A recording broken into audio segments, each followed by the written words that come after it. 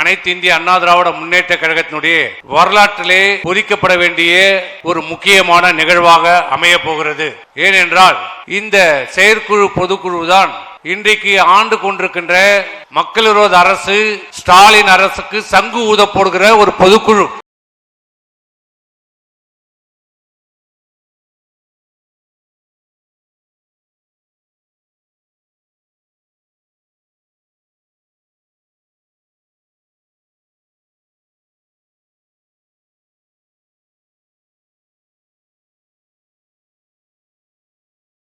இந்த மண்டபம் நம்முடைய அனைத்து இந்திய அண்ணா திராவிட முன்னேற்ற கழகத்தினுடைய வரலாற்றிலே பல்வேறு சிறப்பான நிகழ்வுகளை சந்தித்திருக்கிறது. குறிப்பாக அம்மாவின் மறைவிற்கு பிறகு இந்த 5 ஆண்டு காலத்திலே இந்த அனைத்து இந்திய அண்ணா திராவிட முன்னேற்ற கழகம் இருக்குமா இருக்காதா, 2ஆக போய்விட்டது, 3ஆக போய்விட்டது, 4ஆக போய்விட்டது. அவர் போய்விட்டார், இவர் போய்விட்டார். அதனால் இந்த இயக்கம் காணாமல் போய்விடும், வெற்றி பெறாது, வெற்றி பெறுவதற்கு வாய்ப்பே இல்லை என்று தினந்தோறும் இந்த ஆளும் திராவிட முன்னேற்ற கழக அரசு ஸ்டாலினுடைய அரசு பல்வேறு பொய்யான கட்டுக்கதைகளை இன்றைக்கு பரப்பிக் கொண்டு வந்திருக்கிறது. அதற்கு துணையாக இந்த ஊடகங்களும் பத்திரிகை துறையிலும் முழுமையாக விலை போய் இப்போது மட்டுமல்ல, ஏதோ அனைத்து இந்திய அண்ணா திராவிட முன்னேற்ற கழகத்தை மாண்புமிகு அம்மாவுடைய மறைவிற்கு பிறகு இந்த 5 ஆண்டு காலத்தில் தான் நம்மை கல்லெறிகிறார்கள் என்றில்லை.